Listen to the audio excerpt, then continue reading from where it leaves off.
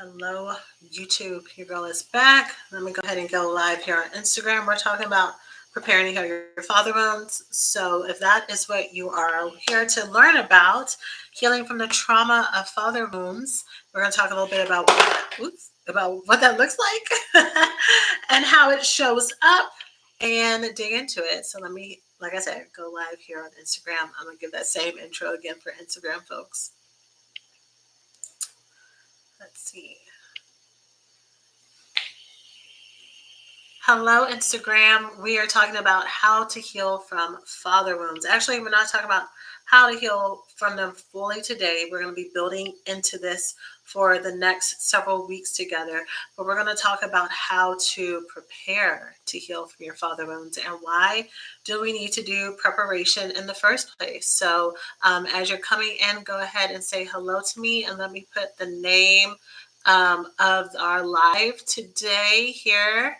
Hello, everyone. Hello to everyone on YouTube. I actually just went live there. So if you were there, hello again. How to prepare to heal your father wounds. So, who here feels like you may have some unresolved father wounds to work through?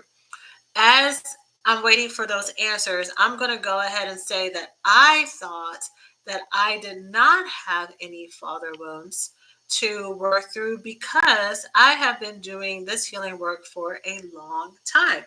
I have done a lot of personal work around forgiving other people, forgiving myself, getting in touch with my emotions, practicing self love, raising my standards in relationships, accepting the things I can change, the courage and willingness to move through the things that I can't. Right? Like I thought that I was covered until I started to see that there were still some things that were showing up in my life that were giving maybe there are still some places for us to go. And as the founder of Black Girls Heal, I found as I have supported women and helping them heal from love addiction, love avoidance, that father wounds are a core part of this. Which, if this is your first time joining me, this might be like a duh moment. But here's the thing. Again, if you've been following me for a while, I have always talked about childhood trauma from day one. I talk about childhood trauma all the time. What I realized is I was focused more on the qualities of how it shows up in regards to mother wounds. So, mother wounds, which can be more connected to your sense of self worth, about your own ability to connect to your own relationship with yourself, but also your relationship with other women in your life, your ability to take care of yourself, your ability to find rest, your ability to be in touch with your emotions, to be in flow, to get out of the hustle and everything, right? So I talk so much about those types of things because when we are not connected to our ability to feel safe within our, well, let me back up. When we are not connected to our own sense of self love, it becomes a lot easier to want other people to love us in that way. And so we're more susceptible to taking maybe breadcrumbs or other things from other people to give us what we need.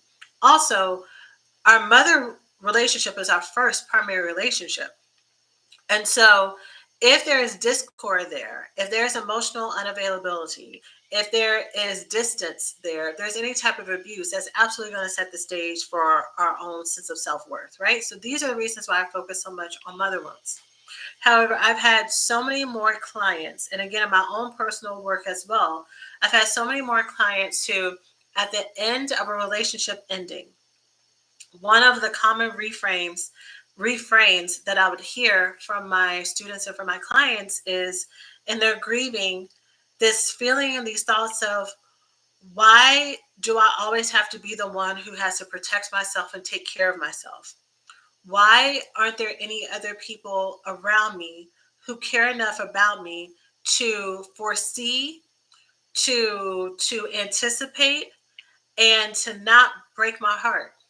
Like, even if things are not supposed to work out, why do I always have to be the one who is the one who has to defend me? Why isn't there anyone else who's around to care for me in this way? right? And so in the past, let me know if that's making sense, by the way. In the past, when I would hear students and clients say words like this, the words that I picked up were words like care for. Why doesn't anyone else care for me?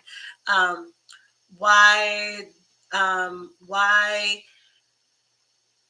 does the love like kind of get taken away at some point, right? So for me, I slipped into mother wound stuff, but this protection, this inner need for safety, this need for security is vital to us. It is vital for helping us feel grounded. It's vital for us knowing how to ask for what we want. It's vital for us to be able to stand in what we want.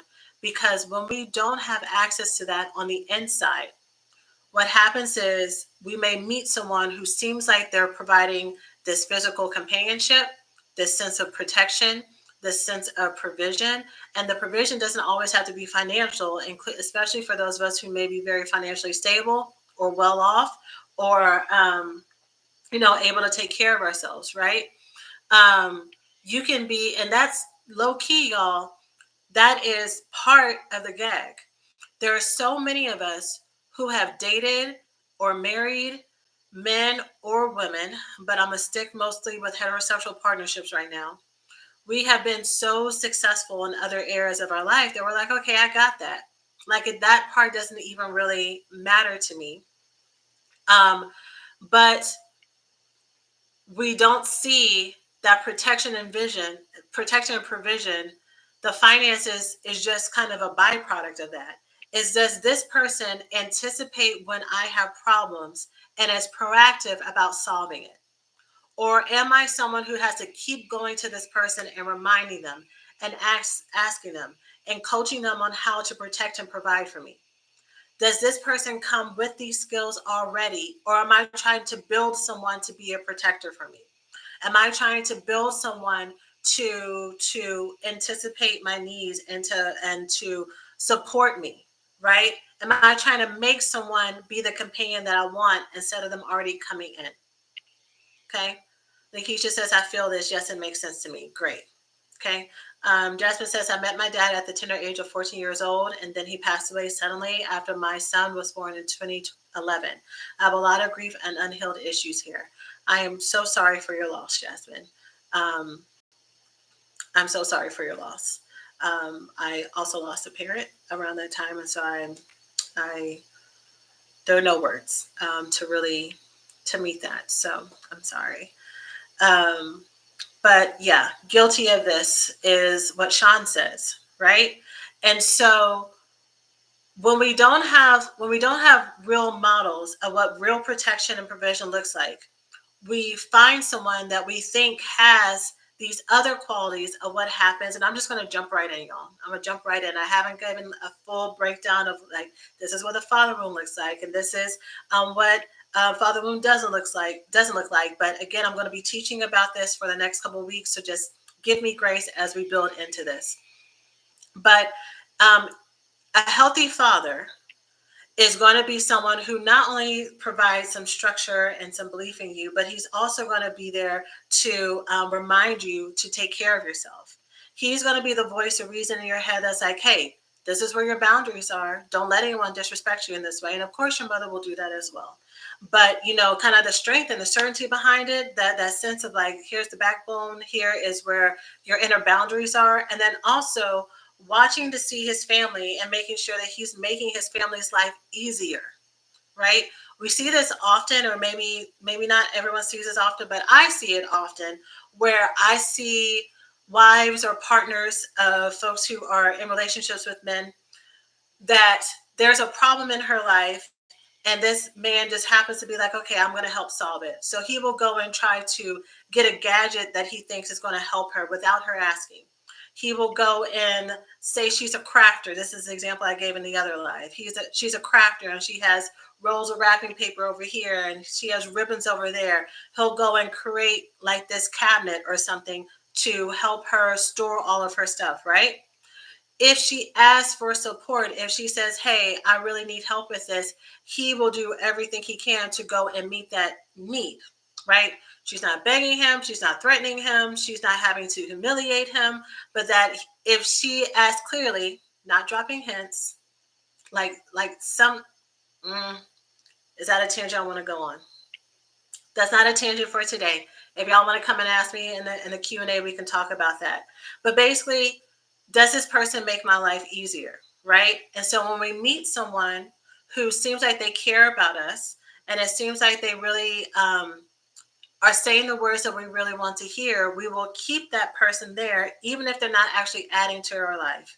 Even if they're giving us the emotional labor to teach them how to be someone who's strong enough for us, try to teach them how to be ambitious, try to teach them how to lead their own life, let alone lead our own life, right? We become more susceptible to finding people who are projects versus people who are actually good partners for us. Now, at BGH, at Black Girls Heal, which, by the way, if this is your first time joining me, hi, my name is Sheena Lachey. I'm the founder of Black Girls Heal. I help women heal from the symptoms of love addiction, love avoidance, and love deprivation, and heal the trauma that causes it to make way for healthy love in their life, starting with their relationship with themselves. I'm a therapist by trade. I have been a licensed therapist for over 12 years, and then I transitioned into coaching full time so I can teach y'all like real practical things to take with you into your everyday life. And I do that by way of my podcast and my main program, the Love Addiction Recovery School. Okay. And so I gave y'all that intro and then I forgot what I was about to say. But is that making sense, y'all, so far before I keep going?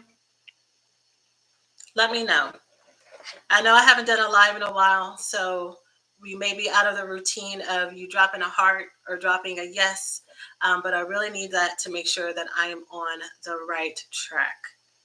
Is there anything that I've said that either doesn't align with where you are or that you have a question about right now? Yes, it does. Awesome.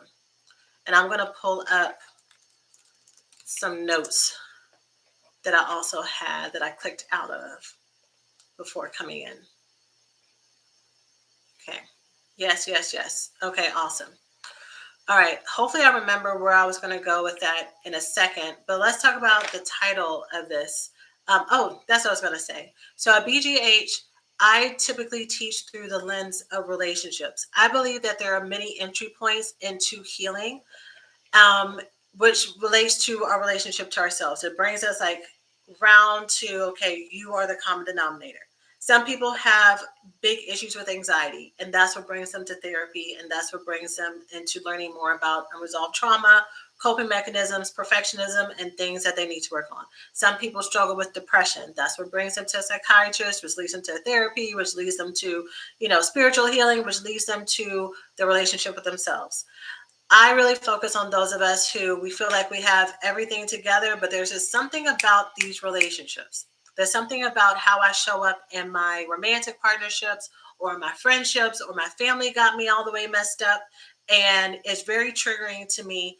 And so, by way of me teaching you about those things, we get to the common denominator, which is your relationship with yourself, which is not that you are causing these things to happen, but when you have unresolved childhood trauma, that was normalized to you, there are people who will push boundaries, who will be emotionally, mentally, spiritually, financially dangerous to you, and you won't catch it because, again, it was normalized and it was commonplace before.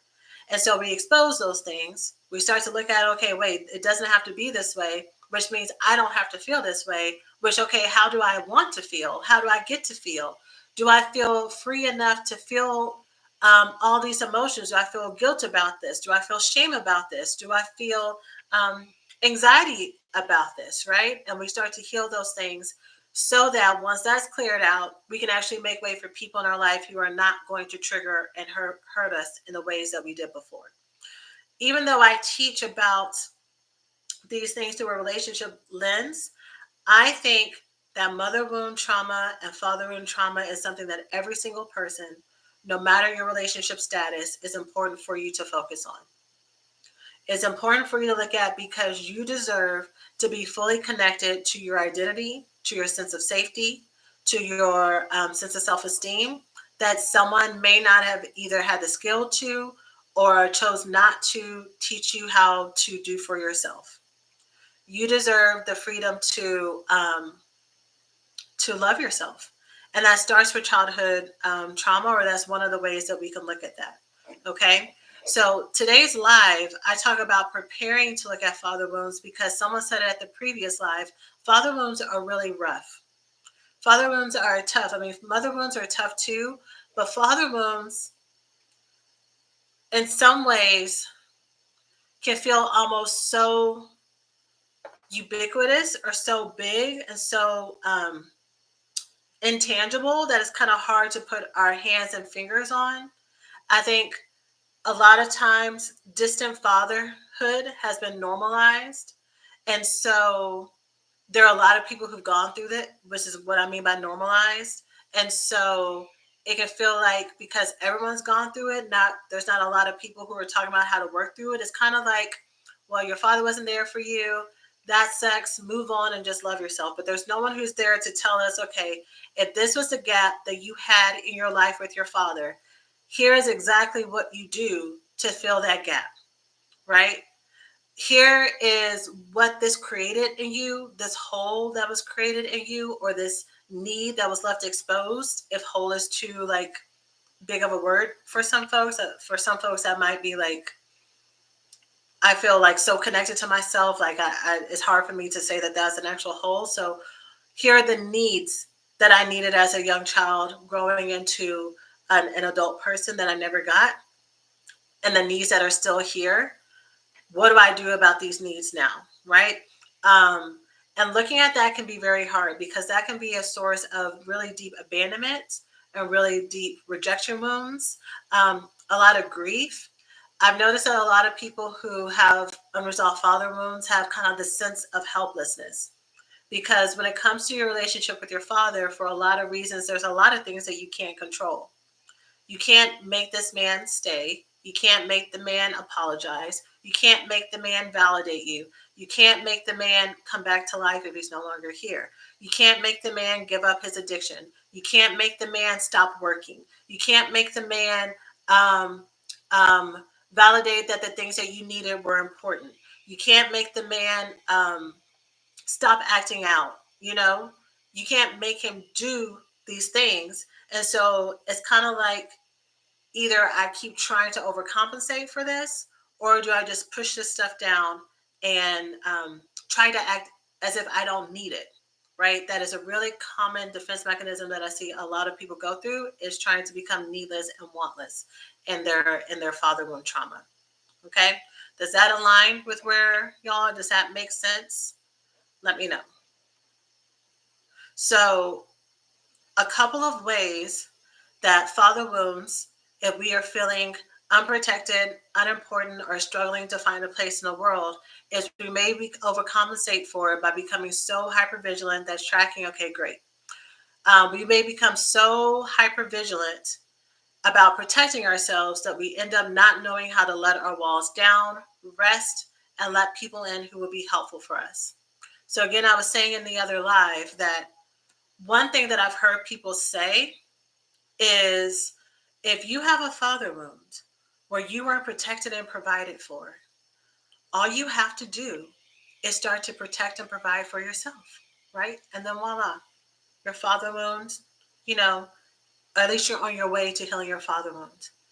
But the story for 9.999 out of 10 women that I meet is that these are women who are hyper independent, or they had learned from a very early age that they had to take care of themselves. They've been taking care of themselves. I've been working for myself. I've been solving my problems for myself. I've been anticipating problems. I've been solving my problems and everybody else's problems. I am self-sufficient. And that actually does not make me feel more free. That actually makes me feel more heavy. It actually makes me feel more unwanted. It actually makes me feel more alone. Right? Y'all are, yes, me, right? Because once again, I'm the one who has to take care of myself. Once again, like always, the only person I can depend on is me. And you're telling me that's supposed to be empowering, but really that's part of my trauma. Part of my trauma is that I've always had to depend on me. So how's that supposed to make me feel better? Right?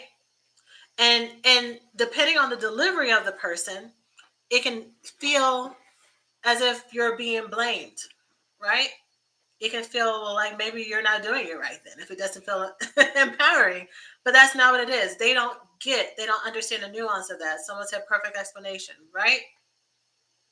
Right? So me becoming more self-reliant is not going to help me feel more protected. What I want is for someone to see me, listen to the words I'm saying. What I want is for someone to see me and see me as someone who is valuable enough and precious enough and deserving enough to want to protect me and provide for me and not hurt me. The words I hear a lot of Black women use, especially, is I'm tired. I'm tired. I'm tired of having to do this all on my own. And the respite that we get at most, the emotional respite, is I get it. So maybe there's some validation. But no one tells us what to do with that pain. No one tells us, well, what do I do with that gap? Right? And that's what I mean when I was saying before, it seems like this type of wounding is so big and so ubiquitous and intangible because even the tangible things don't feel as if they're actually helping where the hurt is. Right? And so when we look at this stuff, because I started talking about this because I was talking about how father wounds are really rough.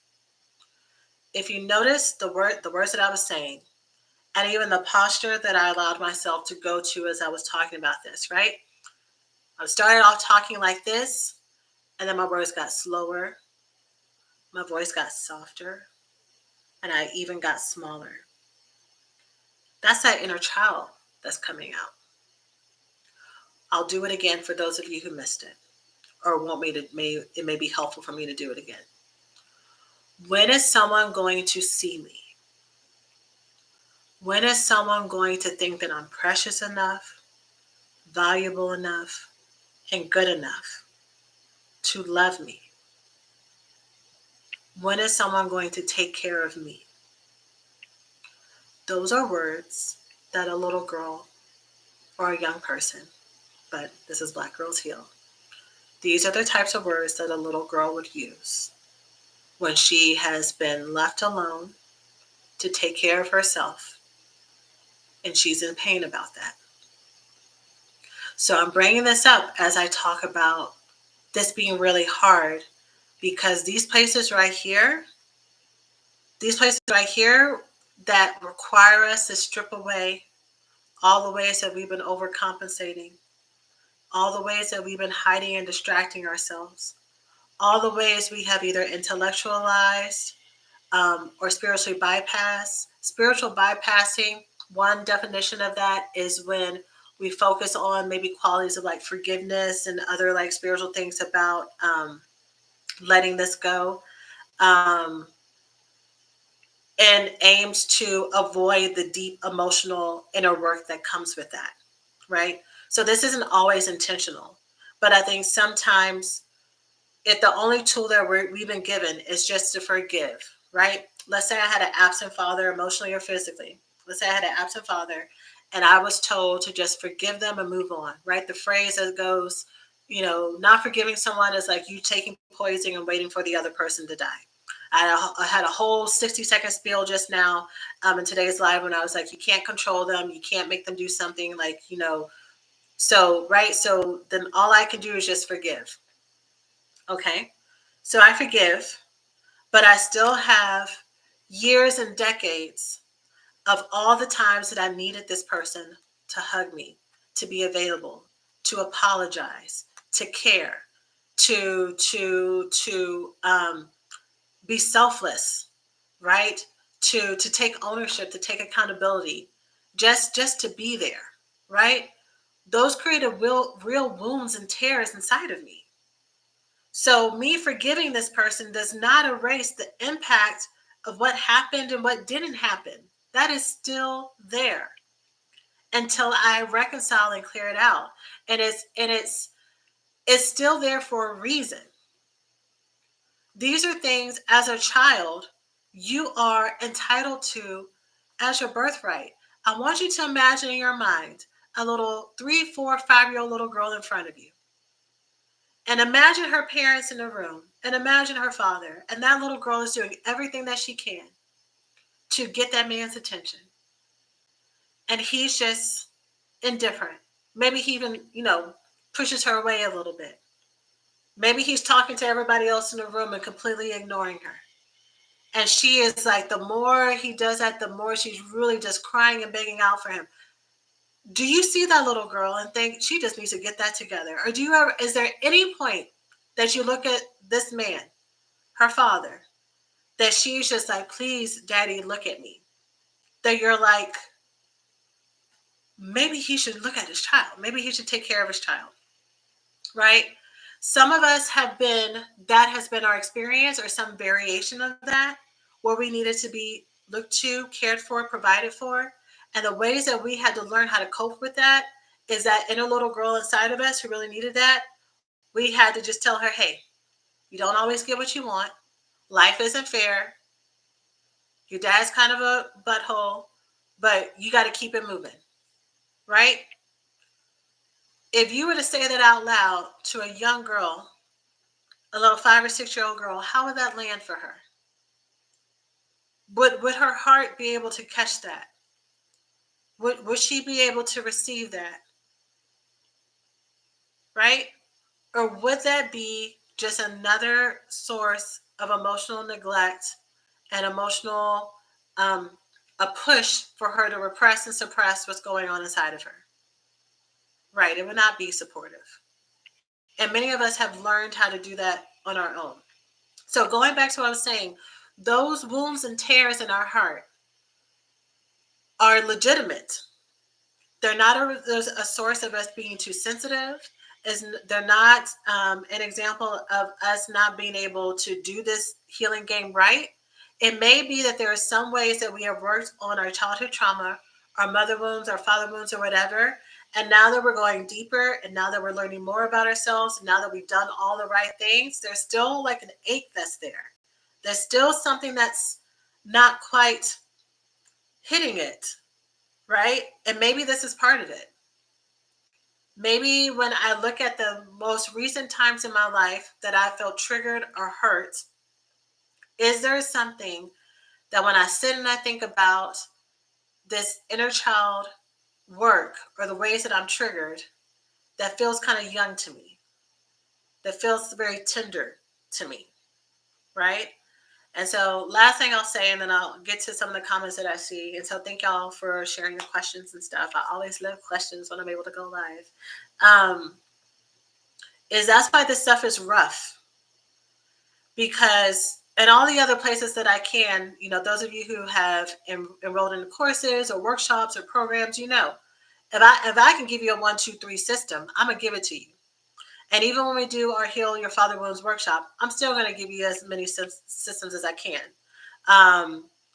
But also, a lot of this is going to be learning how to connect to these parts of ourselves that we haven't allowed ourselves to access before. Okay? So, can I grow in isolation? So, I'm going to give you a yes and or a yes but. Okay? Those of you who've been a part of this platform for a while, you've heard me say a million times that you cannot heal an intimacy disorder in isolation. You need community. And I say that for a lot of different reasons. One, because you can't see what you are not aware of. We're blinded by our own perspective. Our intimacy disorder, which at its core is a fear of being seen and vulnerable, maybe not being seen for some folks, but to be in vulnerable relationships is triggering and unsafe, right? So either if I skew towards love addiction, I go towards people who will never, ever see me and care about me. So we get to focus on them and what they need and on the relationship. Or if I have someone who's available for me, now I got to cut them off and find a reason to push them away because the block is getting hot and I don't want to do that, right? So it's through our relationships with other people that we are able to clear these things out. We're able to actually test who is healthy and who is not. And then the other reason why that is because when you're only in isolation in this little safety bubble, not only are the things that you're really needing to work on, it's kind of easier for you to miss things because you're not in relationships with other people. But also, let's say I do create this very beautiful cocoon, right? Like I'm journaling, I'm meditating, I'm talking to trees, I'm talking to God, like I'm getting my Reiki on, I'm doing all the things, right? I'm taking care of my gut health, you know, I'm doing all this stuff, right? As soon as I go out into the real world and have any type of conversation with anybody, it's going to be triggering as hell, right? If not immediately afterwards, it's going to be like, this is why I don't talk to nobody in the first place, right? So I think you do need to be in relationships. Now, that was the but. I did the but first. The yes part is something I've learned when it comes to inner child work is another phrase I say often is you have everything you need inside of yourself. So part of what your journey is going to be is if there are any of us who have been very susceptible to, I need someone else to tell me it's going to be okay, as my primary source for support, whether or not it's a pastor, a loved one, my mama, my partner, my best friend, um, tarot readings on YouTube, whatever it may be. I need someone outside of me to tell me it's going to be okay. Part of your healing process as you're doing this inner child work is going to be learning how to reparent yourself and going to be learning how to go inward and learning how to go into connecting to your own spirit and your intuition and your gut, and building the safe space within yourself, right? That is going to be the goal. You have to do that in some sort of isolation. It is going to be a disconnection from being over dependent on other people to learning how to connect to you. So it's a yes, but, or yes, and, right? And I think every situation is different. One of the things right now, no, I'm not gonna say that. In the recovery school, when I have a love addict who's coming into the program, like maybe she's been a serial dater, she's been in situation after situationship, she's constantly looking for external dependence. She has external dependence on other people to make her feel better. For her, we got to get her to sit down a little bit. We have to get her to reconnect to herself, and find safety in herself. So she stops when she goes out there. She keeps finding the same person, the same pain. Right? That's the cycle we're trying to break. However, when my love avoidance come in, and they hear me tell somebody else about taking a break, they're like, "Heck yeah, I can do that. How long you want me to do it? I would love to not be in relationships with anybody. I got you. I got you covered. I can do that for years." For her, I'm like, your treatment plan is different. Your road to recovery is you learning how to let people in. Your road to recovery is finding all the places in you that you've met betrayal, that this has been hard, that this has been vulnerable for you, and healing those things and clearing that out. Because you're here for a reason, right? You joined the Love Addiction Recovery School because you want to work on yourself. Some of you want to work on relationships, some of you don't, but still you see that there's something that's not working within yourself. And you join a program that talks about connection as well. Your self-esteem, your trauma, and connecting with other people. So let's look at that. Let's look at that so you can use as a love avoidant who a lot of times love avoidants are just their discernment is on point because they've had so many people who've hurt them in the past before.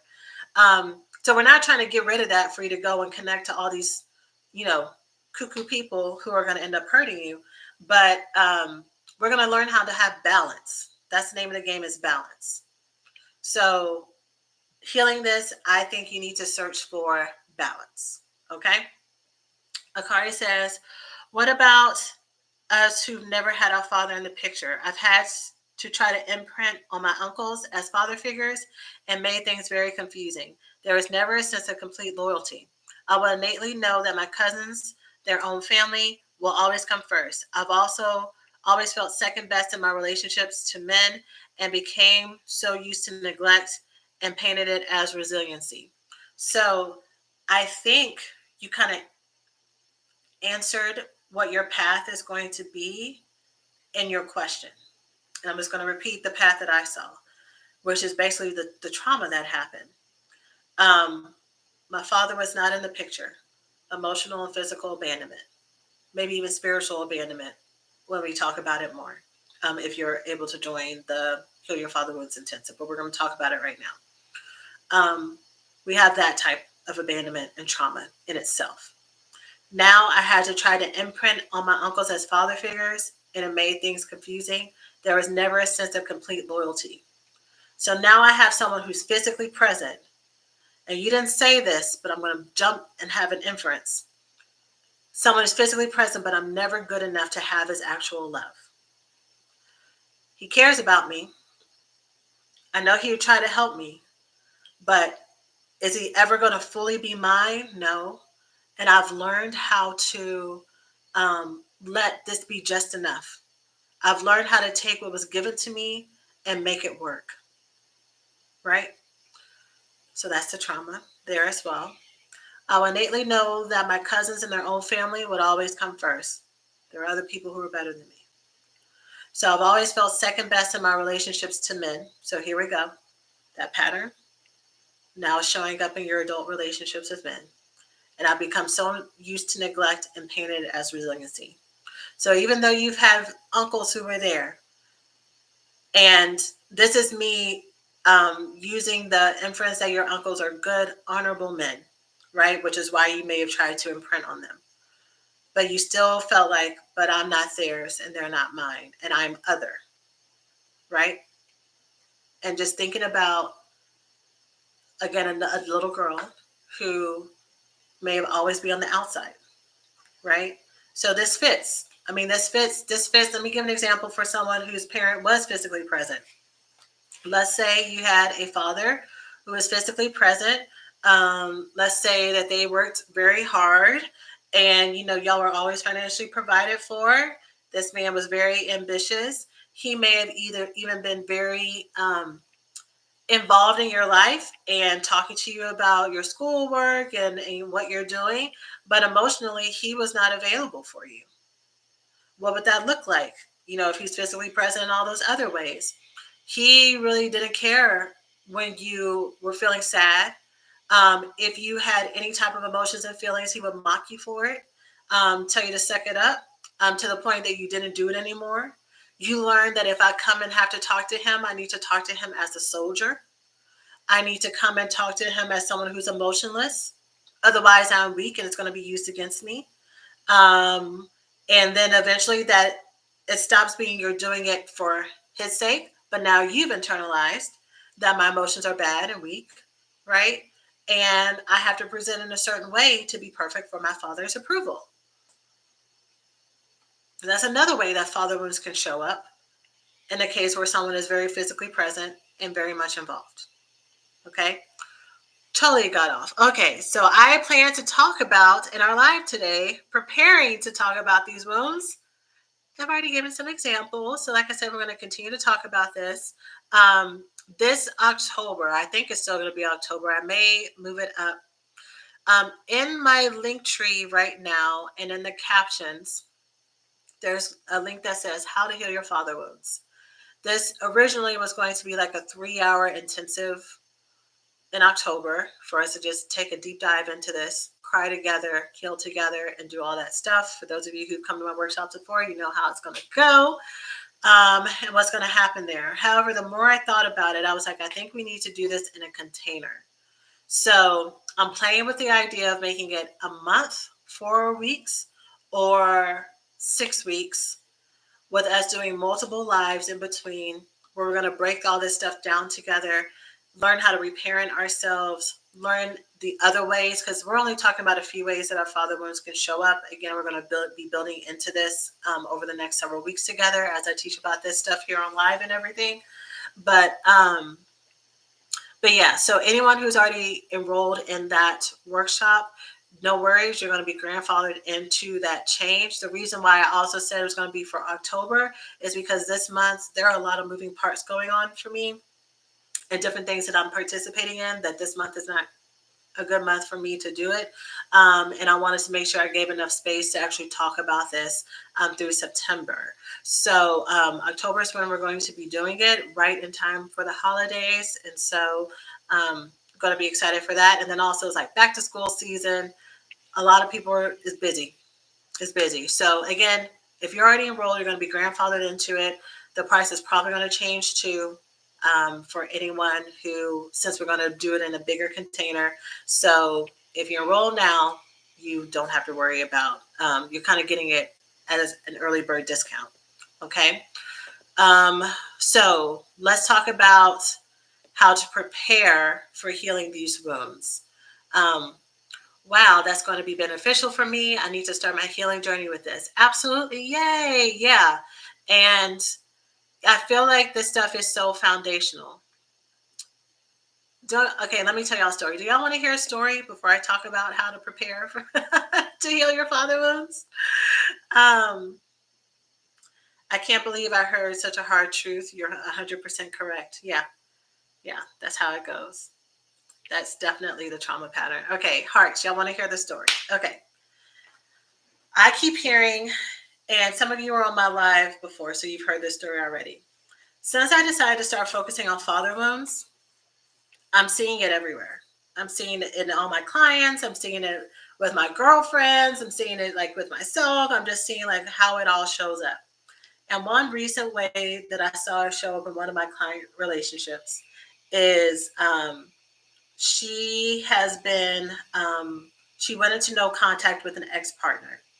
And after she decided to do a limited time process, so it wasn't indefinite, she just wanted to do no contact to get her bearings, to get clarity on what made her feel safe and what she wanted. And then she was going to decide whether or not she wanted to be this person's friends afterwards, right? So she went through her no contact process, decided because this person was reaching out, decided, okay, I'm clear. I know this isn't going to work. So I'm going to let myself be his friend. So after she reconnected with him, she saw that all the reasons that she broke up and had to go into no contact with him in the first place were still there. Still emotionally immature in some ways, still trying to figure some things out in his life, still had a lot of things that she would need to come in and kind of like help him with and kind of mother him in a way, you know? And so she's telling me this, and I'm like, okay, so why are you still wanting to be his friends? What are you getting from this? And so she starts to give me some things around companionship. She said, well, we're really good friends. You know, I just feel like maybe we shouldn't have dated and we would have just been really great friends at the beginning. And I'm like, okay, all right. And so tell me more about this friendship. What are some of the things that you feel like this person adds to your life? And so she told me, she said, he was the one who told me I have a tendency to work very hard. And so he was the one who told me that I needed to sit down and to rest and to take care of myself. And I was like, okay. And she was like, yeah, he's always giving me reminders like that. Meanwhile, peep the fact that he's saying that, but he's also, the relationship is so emotionally depleting and so emotional labor heavy that she had to go into no contact with him. Right. But this part, out his mouth, he's saying you need to take care of yourself and I support you, but he's also being a burden. Right. So we got that dichotomy. The other thing, you know, just like they have some things in common and they have fun and they enjoy each other. She also said that you know, he would be really verbally affirming and like say things that he really liked about her and everything.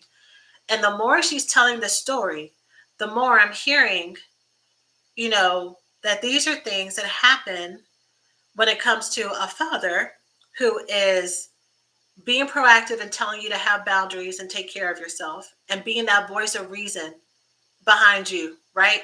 When you're starting to get off track, you have this voice of reason that's telling you to stop, right? That's telling you which way to get back on board. You have someone who's valuing you and paying attention to you in a masculine form, right? You got female friends, you have the other people, but now we have a masculine form that's giving you these verbal affirmations, and you want to keep that around. You have someone, there were certain, like a few errands that he had done for her too, you know, that was the most that he could contribute at that time. Again, she was still the one who was kind of picking up the slack in all these other ways. But having someone who seemed like, going back to the proactive planning and wanting to care for and provide for, there was like little crumbs of that. So she wanted to keep that around. And then just the companionship she talked about, just having someone there. I think she either she used the word, or I asked her and she confirmed, do you feel kind of like protected with him being there? And she was like, yes. So as she's talking about all this, I'm like, okay, so he's being proactive and caring for you and giving you all these boundaries in the way a father would. And she's like, yeah. And then she kept talking. I was like, uh-huh. Okay. And he's saying these really nice things to you and talking about how he really values you and kind of being the safe space for you like a father would. And then finally she gets it and she's like, uh-huh. And now we're talking more because we're aware of her pattern with her father, her actual biological father, and the emotional neglect, the abandonment, the that everybody else was more important than she and her siblings were, and how this person was bridging that gap in that area.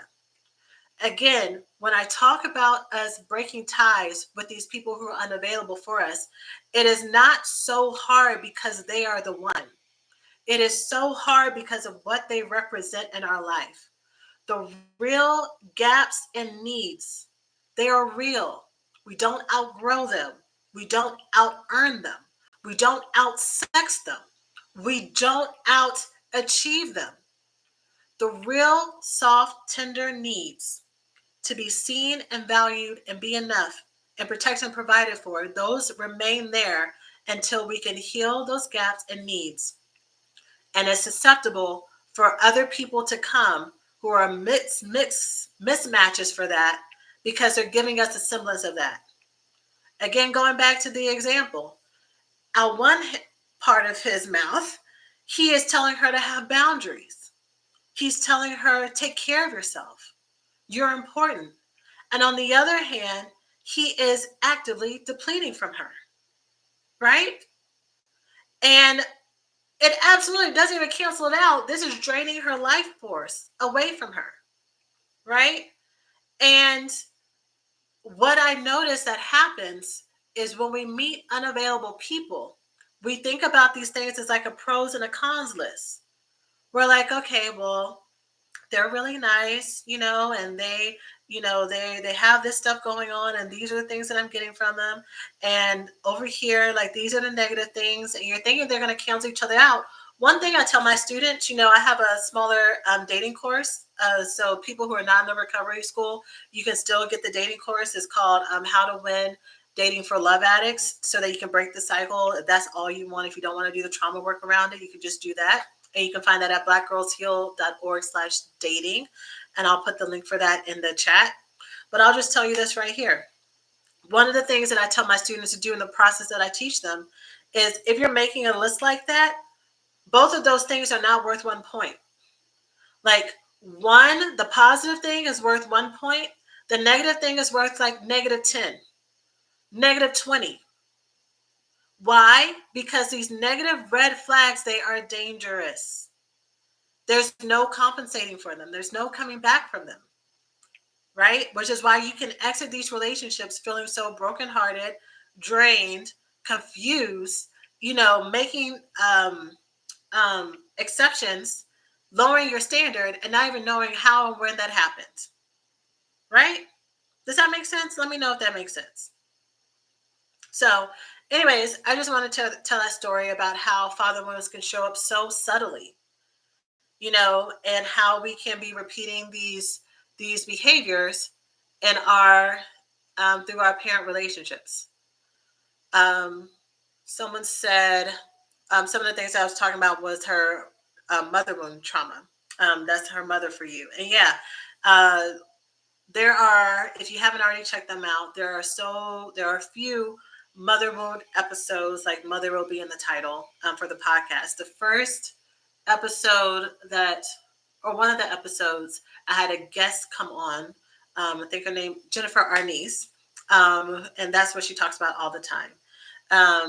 And she talked about mother wounds by way of a mother who's very aggressive and intrusive. So that might be a good episode. But I have a lot of other ones that I talk about that as well. And a Mother Day, I've had a lot of little smaller mother wound workshops too. So send me a DM if y'all are interested in that, because I don't think the link is up. All right, let me finish my lesson for today. And then if y'all have any final questions, y'all can put it in the chat. Are y'all enjoying this, by the way? Let me know if you are. Let me know if this has been helpful so far. But here's how we're going to prepare to work on our father wound trauma. The first thing that I want you to do is to admit that what happened and what didn't happen with your father matters. Thank you for the heart, y'all. Admit that what happened and what didn't happen with your father matters. Again, even if you've done tons of healing and forgiveness work, if there are still places of tenderness that exist, that is okay. The ways that you have felt unseen and neglected, they still matter. It's okay to acknowledge it. It is not evidence of any fault on your end if these are things that still hurt you. Okay? It doesn't mean you're always going to feel this way. It doesn't mean that this is a thorn in your side that's never going to go away. It just means that there are different areas of your life that are now exposed for us to work through. Okay? The second thing that I want you to do, so helpful. Great. I'm happy to hear that. The second thing that I want you to do is don't push down your inner child when she is in need of love and protection. So if you feel as if there is a father wound in your life, a common coping mechanism is to push down and repress the need for tenderness and validation. This may look like intellectualizing what happened, rushing to say, well, it's over, I can't change it now, or even I'm tired of crying and thinking about it. These are some things that I already shared earlier. All of these responses make a lot of sense as the wounds are painful, but it also represses the voice of your inner little girl who really needed back then and still needs right now to be heard. Okay, so when the triggers come up, can you be curious about what you're feeling? Can you meet these emotions that you're feeling with more acceptance versus being defensive or numb? Right? And even if you feel afraid to feel the emotions, can you be curious about that? All right. So in our intensive, I'm going to talk with you more about what to do with those feelings and those emotions, how to work with that, reparent yourself, guide your way through that in more detail in a safer container with other people who are also working on that as well. Again, you can find the link to join that workshop. It's going to be a group intensive for about 6 weeks is looking like. But you can find a link to join that at the early bird price right now in the link tree. But that is available. Okay, one more question before I go. It still matters because it made me cry listening, especially the inner child scenario you talked about. I cried too. Yeah, y'all. Low key, I had to be like, hold on, girl, you teaching. You're teaching like this. When I tell you this stuff is hard, that's the other reason why I decided to not make it just be a Saturday workshop. Because I'm like, I'm gonna get these women to a place in this 3-hour time span where we're gonna have all this stuff kicked up. We're gonna talk about it. And I always make sure the reason my workshops also go super long is because even if it's supposed to be an hour and a half, 2 hours, 3 is going to go longer until everyone gets all their questions asked. If you come and you don't ask your question, that's on you because I'm going to stay until we get it all done. We're going to kick all this stuff up. I'm going to get them to a place where they feel empowered and happy and like, okay, great. And then they're going to go out into the real life with their workbook and with their video replay. But I think in this instance, it would be really great if we could learn. They can go out into the world, see what comes up, and when things are happening real time, be like, okay, what do I do? Because we all know that when we're triggered with trauma, we have either fight, flight, freeze, or fawn. Fight can look like being defensive, of course, but it can also look like I'm going to do everything that I can to distract myself and move around so that I don't have to deal with this pain. Fight is about protecting yourself, getting away in some form. Flee, same thing. It could be distracting myself. It could be numbing out with addictions. It could be me drinking a lot, getting high a lot, numbing out watching Netflix, going into my fantasy books. By the way, I'm a fantasy girl, y'all. So that's not a knock, but I'm just saying some of us can really lean into this escapism, right? Which can also lean into the freeze response too. So some of these have some overlap. But yeah, just numbing out and doing everything we can to not deal with it, right? Fleeing can also like backing down. So whether or not this triggers with our actual father, people who represent this, people who are pushing our boundaries. So just people pleasing, which can also be the fawn response.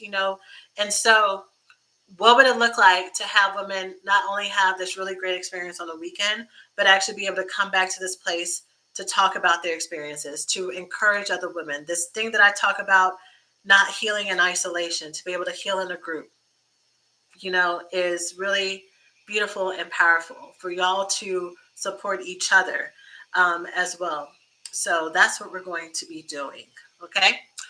This is so good and helpful. Thank you. Will this be saved on your profile? Yes. And if it's some reason it doesn't save here, I'm also live on YouTube and you can find it there. Okay. All right. I'm sending you all love. I look forward to seeing many of you in our Heal Your Father Wounds intensive. But in the meantime, I will see you in our next live as well. Y'all have a good one. Bye, YouTube.